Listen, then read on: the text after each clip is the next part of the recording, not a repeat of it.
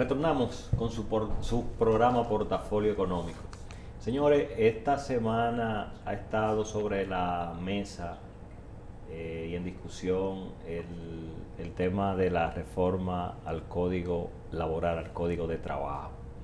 Y Susana, como tú acabas de llegar de otros países con cultura y legislaciones laborales un poco más madura desde el punto de vista de su proceso de actualización, este tema de la modificación a la ley 1692,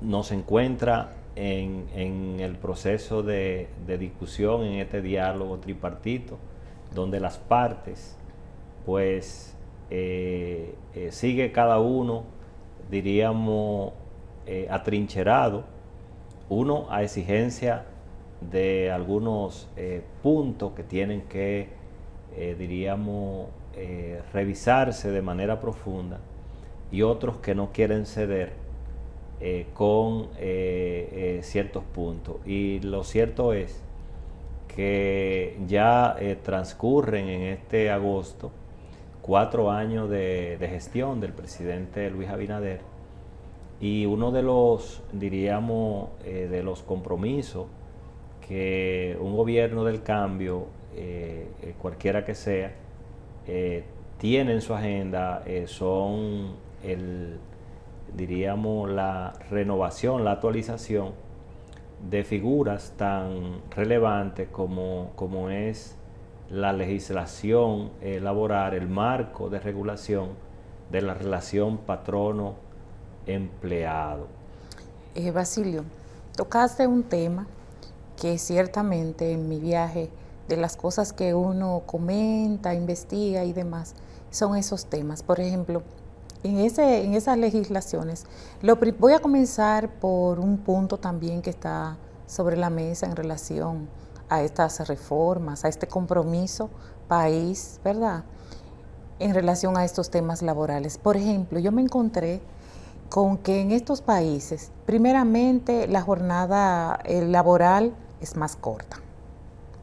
Pero también me encontré con una particularidad de estos países, y es que todo el mundo trabaja por horas. Basilio, pero algo que también acá en Portafolio Económico lo hemos tratado en una y en otras ocasiones, y es el tema de la ligereza del sector salud en la emisión de una certificación, una constancia. Vamos a decirlo para que nuestros televidentes entiendan. Tú tienes gripe, 10 días, 15, un día sin trabajar. Yo me encontré con personas, primeramente de edad muy avanzadas, en instituciones del Estado, en empresas privadas, pero también con condiciones de salud, y están laborando. Entonces, esta reforma se hace necesaria, yo creo que en estos últimos tiempos más, pero también me encontré con particularidades en relación a un tema que se está debatiendo mucho, y es el tema de la cesantía. Esos países no tienen prestaciones. Mira, lo que pasa, y esa figura no existe. Y ese es un tema interesante, porque para partir de estas premisas, ¿no?, en una discusión, lo primero que hay que despejar es el clientelismo político. O sea, es si yo voy a aspirar, o si esta decisión afecta a mi partido o afecta al candidato que yo tengo, a mi pupilo, ¿verdad? Entonces, yo creo que eso es el momento oportuno para que nos sentemos primero como Estado, ¿verdad?, que es el regulador, es el que debe de repartir las fichas de manera justa, como sector empleador y como sector empleado, ¿verdad? Sentarnos en base a este tipo de legislación, a visualizar el país que nosotros queremos, desde el punto de vista del clima laboral y desde el punto de vista de la productividad. Y esto en línea con lo que tú planteas. Fíjate que, ¿por qué estos países, su modelo laboral es el modelo en base a la hora trabajada? Productividad. ¿Verdad? Productividad. O sea, si tú no trabajas la hora, no te pago la hora. Pero tampoco como no hay un compromiso, de pasivo laboral, o sea, no hay un compromiso de liquidaciones de prestaciones laborales, pues entonces tú como empleado tampoco te acomoda, tampoco te recuesta en la empresa, porque si no te cancelan no te va.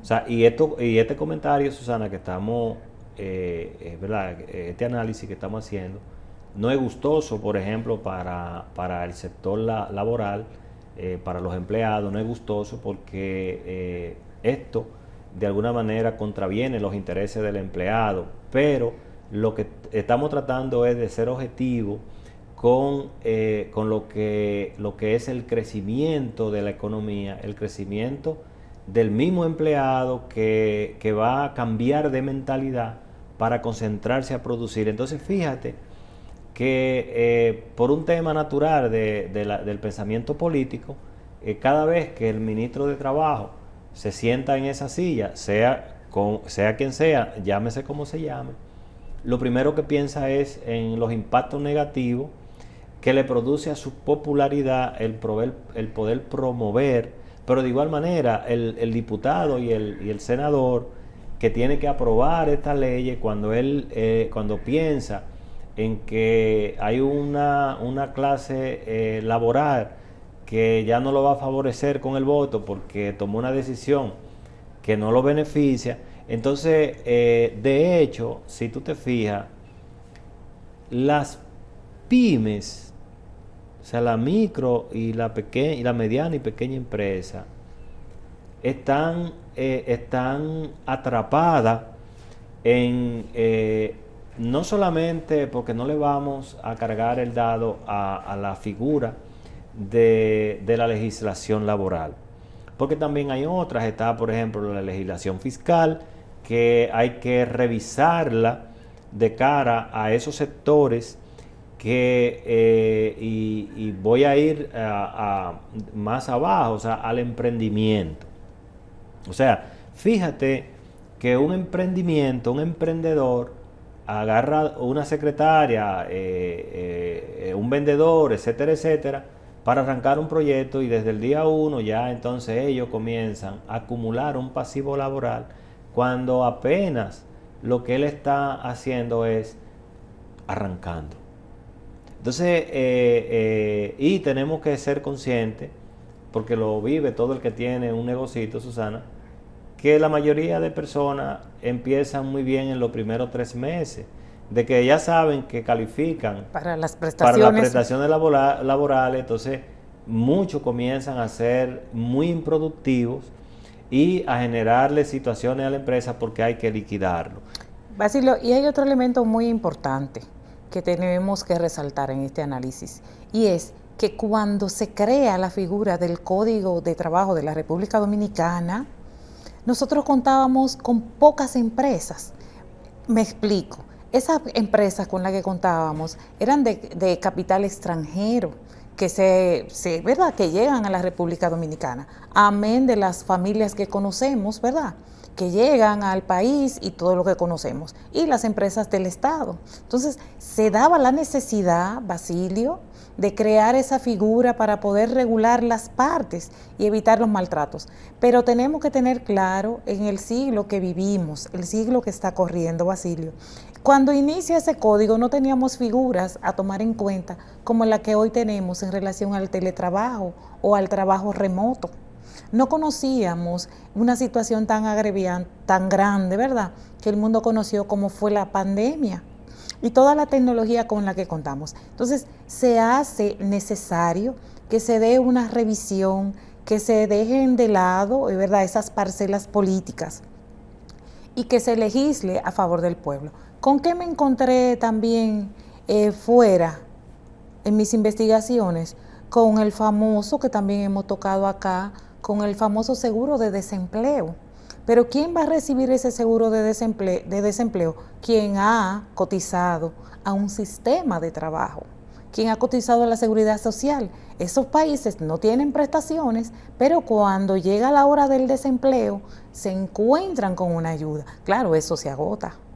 Pero justamente, fíjate que ese punto que tú traes, son de los temas, porque mira, Susana, uno aprende en el proceso de crecimiento profesional, que siempre, cada vez que algo ocurre o no ocurre, hay que preguntarse quién se beneficia. Entonces, fíjate que nuestra legislación, ¿verdad?, en materia de seguridad social, tiene la figura del seguro de desempleo. Sin embargo, habría que preguntarse qué ha pasado que no se ha activado esta figura, porque mientras tanto, el seguro de desempleo lo está cargando el empleador. O sea, de manera indirecta, porque continúan las mismas condiciones que encontró la ley la 8701, encontró estas condiciones que se supone que esta ley entra para ir desmontando figuras que contenía, por ejemplo, el Código de Trabajo y de hecho, inclusive, porque diríamos, hay puntos que pueden ser negociados en esta modificación, y es que bien pudiera pasar esas prestaciones laborales de cesantía, pudieran pasar al sistema como parte de su acumulación de ahorro. Ahora, lo que hay que plantearse es, a partir de aquí, cómo vamos a operar esas figuras, porque lo cierto es, Susana, que aquí hay empresas que tienen pasivos laborales que tendrán que venderse ellas con todo y el patrimonio de los dueños, y no da para pagarle a los empleados. Por ejemplo... ni en el caso de la pyme tampoco. Claro. ¿Con qué le paga a esa muchacha que tiene 6 meses, 1 año en el saloncito? A esa muchacha que es su empleada. Tendrá que vender el salón, los 3 muchachos y el marido, para poder darle lo que le corresponde, porque en ese mismo orden nosotros tenemos 2 figuras, las famosas prestaciones, dígase el preaviso y la cesantía, que es lo que nos para en el caso de la cesantía, pero tenemos unos derechos adquiridos todos los años, que son las vacaciones y el famoso sueldo número 13, que en otras legislaciones tampoco existe el sueldo número 13. Correcto, porque de hecho, fíjate que el mismo tema de las vacaciones, Susana, porque es que en aquellas figuras tú eres el que tiene que programar tus ahorros de vacaciones. O sea, las empresas no te programan ahorro de vacaciones. Eres tú el que tiene que programarlo. ¿Por qué? Porque es que está enfocado fundamentalmente en la productividad. O sea, yo te retribuyo en la medida que tú participas en la productividad. Y eso tiene sentido porque, por ejemplo, tú ponías el caso de las pymes. Y si tú, por ejemplo, echas una mirada, salón de belleza, por ejemplo. Fíjate que cuando esa muchacha está de vacaciones, la salonera lo que tiene que negociar con ella, pagarle para que se quede trabajando. Y no hay problema. Y que no son realidades, porque primero el negocio no tiene capacidad de quedarse sin ti. O sea, porque recuerda que estamos hablando de mano de obra especializada. O sea, tú eres la que sabe poner tinte, tú eres la que sabe, etcétera, etcétera. Entonces, hay una realidad, y por eso cuando hablamos de actualizar nuestras bases de regulación de las áreas que sean, en este caso del área laboral, tenemos que pensar en los modelos de sociedad que tenemos. O sea, fíjate que nosotros vivimos imitando que Suiza, que Estados Unidos, que Europa.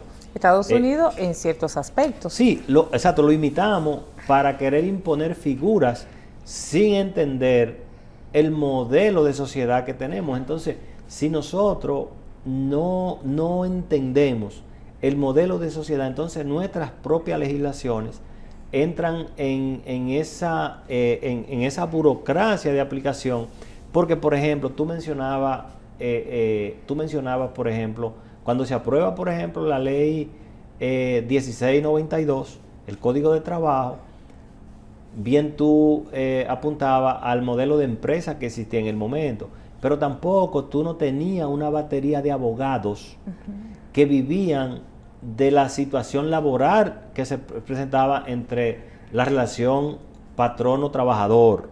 Hoy fíjate que tú tienes alrededor de los ministerios de trabajo un grupo de abogados que lo que viven es de crear, de aprovechar de los conflictos. Entonces, pero al final del camino, eso no beneficia a nadie. O sea, porque primero ni le llega el dinero al empleado que debe llegarle.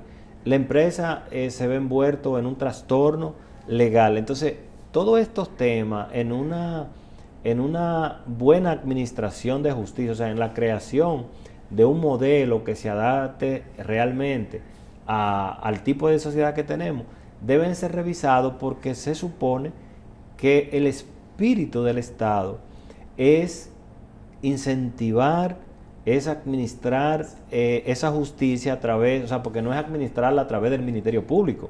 O sea, la justicia primaria. Esa justicia social. Esa justicia social y es creando leyes que puedan ser el balance entre un sector y otro. O sea, porque al final del camino, ¿qué es lo que aspiramos? A que tú tengas a un sector trabajador que pueda recibir los ingresos que conforme a su, ¿verdad?, a su productividad, sea profesional o no sea profesional, sea técnica, sea mano de obra, reciba ese ingreso y que le permita con ese ingreso vivir dignamente. Y un sector empresarial del otro lado que pueda recibir esa productividad de ese empleado para generar riqueza. Porque entonces, cuando genera riqueza, ¿qué? Va un 27% al Estado, va un 18% de ITEVI y va un selectivo al consumo para el Estado. ¿Para que el Estado qué? Cumpla con su rol de Estado de resolver los temas a una sociedad, a un país.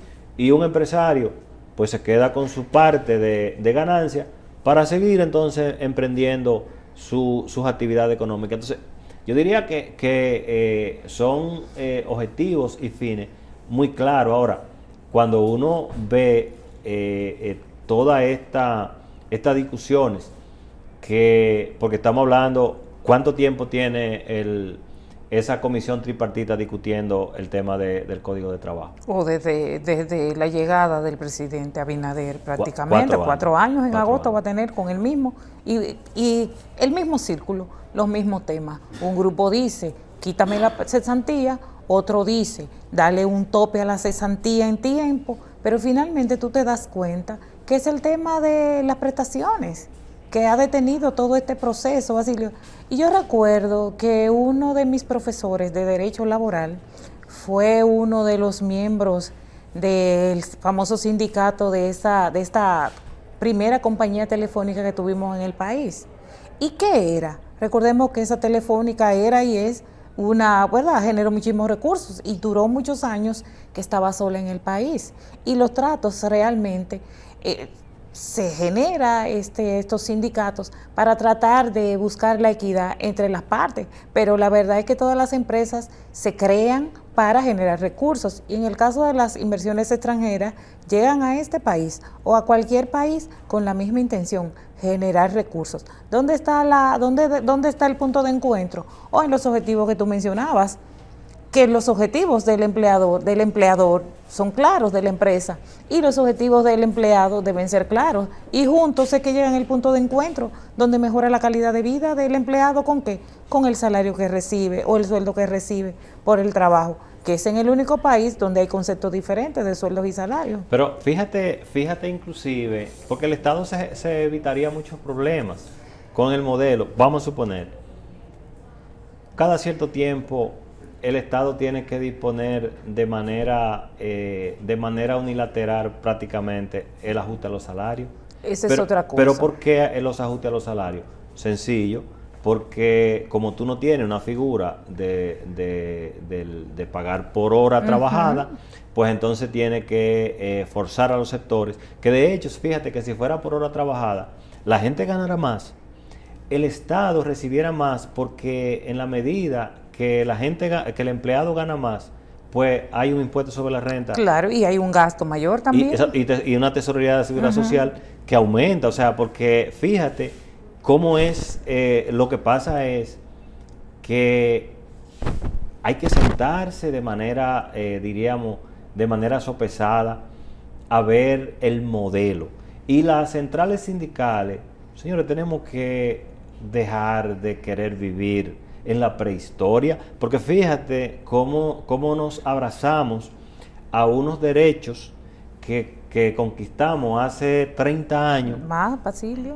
Más de 30 años, más de 30 años. Conquistamos esos derechos después de la dictadura, prácticamente. Exacto. Entonces, pero que por eso decía que es que el mundo cambió hace mucho. No había teletrabajo, no había trabajo remoto a distancia, no había COVID y no había internet, Basilio, que vino a cambiar el mundo. Y yo me voy, fíjate que yo me quedaría un poquito hasta antes del COVID y de esas figuras que han surgido. Mira, analiza lo que voy a puntualizar con respecto a los elementos que no existían. Mira, en aquellos momentos no existía la comisión por venta. No.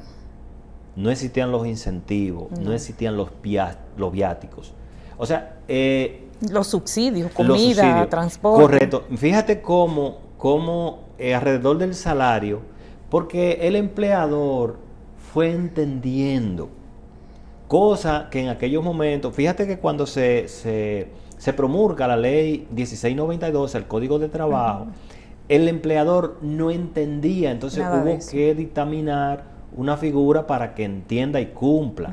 Mira, el 10% de bonificación, etcétera. Sin embargo, hubo que regular esa relación empleado-empleador. Claro, de hecho, tú tienes modelos de empresa que tienen sistemas, por ejemplo, de reparto de incentivos, que son bonificaciones trimestrales o cuatrimestrales o semestrales, que es una manera de reconocerle al empleado ese beneficio y no esperar el 10% a final de año para otorgar el 10%.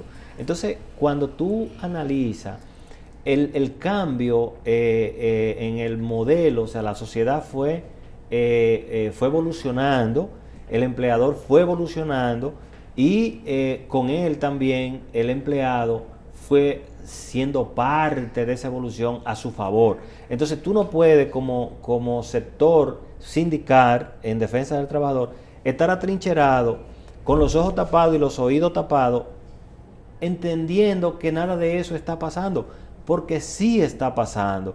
Y de hecho, fíjate, tú mencionabas la entrada, por ejemplo, de una ley de seguridad social que viene de alguna manera, y el empleador la aceptó y está cumpliendo con ella. Entonces, yo pienso que lo que hay que ver, cuáles son los elementos que hay que corregir sin tener que renunciar a ningún beneficio más que cambiar de figura.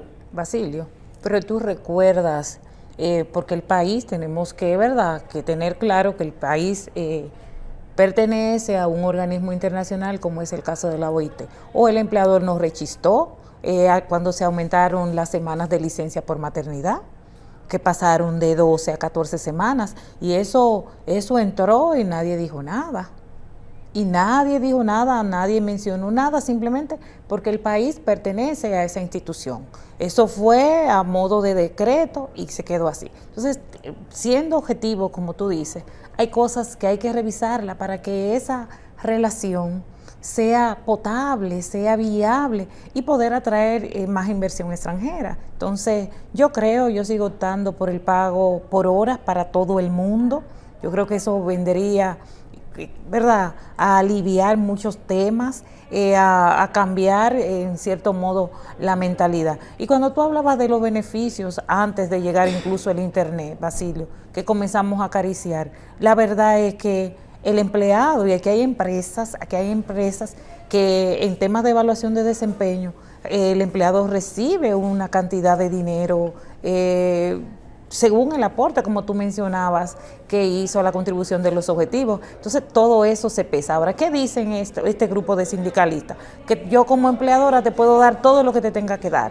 Incluso si llego a descapitalizar la empresa, no hay problema, porque es todo lo que tú entiendas que yo me merezco. Pero cuando llega el momento de la famosa cesantía, todo está bien y eso no se puede tocar. Así es, así es. Esperemos que esta discusión entre los sectores pueda llevarnos a a concluir con un proyecto de ley que pueda ser el proyecto de ley que la sociedad necesita, que los sectores empleador y empleado necesita para su propio desarrollo. Nos vamos arriba y regresamos con el siguiente segmento del programa Portafolio Económico.